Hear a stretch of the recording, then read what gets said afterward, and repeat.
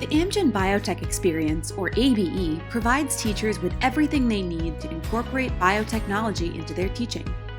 Today, we operate at 25 sites in 13 countries around the world. Before they can begin using the ABE kits, new teachers are trained in the use of research-grade equipment. We want to isolate those plasmids out, so again, that These DNA professional extraction, development workshops are run by sites and overseen by the ABE Program Office. Teachers learn everything they need to know to get started with the ABE program and also have the opportunity to network with more experienced colleagues and with industry scientists. Kits need to go out and come in on a schedule. By planning where and when each kit will travel, ABE sites are able to maximize the impact of the equipment and materials. Teachers work closely with their local site staff to plan for when and where they will pick up and return their kits. They must tell site staff in advance approximately how many students they have, so that the correct amount of reagents and supplies can be ordered. Often, the loan schedule is planned well before the beginning of the academic year. Even during the height of the COVID-19 pandemic, many sites were able to continue loaning kits to teachers. ABE sites can order some of the reagents and consumables that they will need to supply to their schools, but additional preparation is needed before they can go out. Here, we can see an ABE lab technician carefully preparing a buffer, making and setting up gels, and testing out restriction enzymes and plasmids. Ongoing quality control is a major part of making sure the ABE program runs smoothly.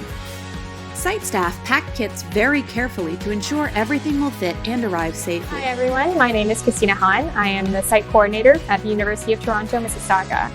To simplify the process, some sites pack their kits the same way each time. Each box has a plan for which items are packed into each layer, and they use a checklist to ensure that every item is included. To remind teachers of proper reagent storage, some sites also color code them. For instance, this site uses blue for items that need to be in the freezer, red for the ISOFreeze unit, green for the refrigerator, and black for room temperature.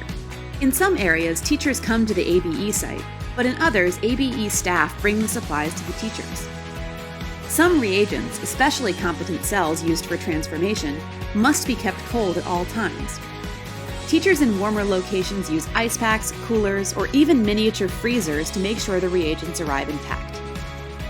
Once the kits have arrived, teachers quickly store the reagents and equipment in the correct locations and set out the equipment for their students.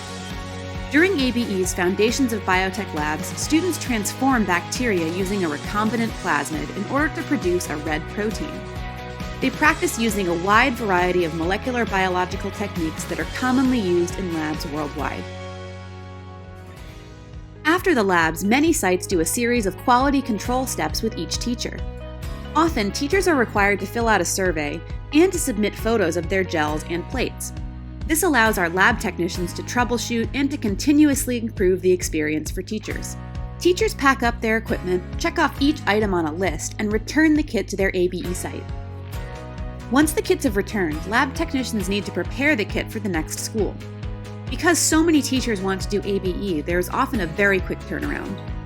Lab technicians open each kit and check the equipment carefully.